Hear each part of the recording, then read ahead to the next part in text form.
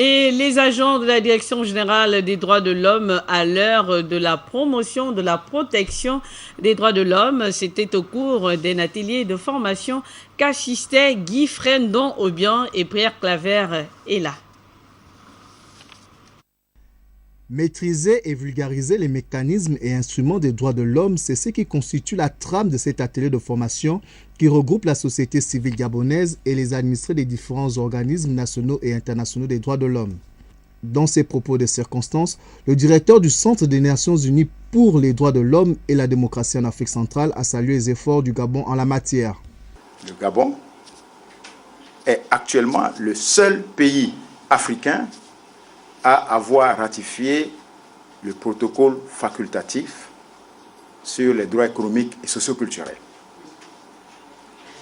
Je répète, le Gabon est le seul pays africain aujourd'hui à avoir ratifié le protocole facultatif sur les droits économiques et socioculturels.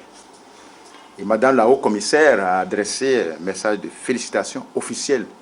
La coordinatrice résidente du système des Nations Unies au Gabon a situé les enjeux de cette formation. Cet atelier fait suite à des ateliers qui ont été organisés par le Centre des droits de l'homme en Afrique centrale en février 2014 sur la promotion des droits économiques, sociaux et culturels et sur les instruments internationaux et régionaux de protection des droits des femmes.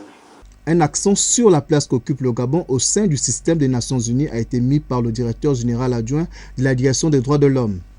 L'activité de ce jour est le témoignage de la coopération active entre le système des Nations Unies et le Gabon au moment où notre pays préside le Conseil des droits de l'homme. Mesdames et messieurs les participants, je vous invite à vous approprier les enseignements qui vous seront donnés et souhaite qu'elles apportent une plus-value dans vos missions respectives.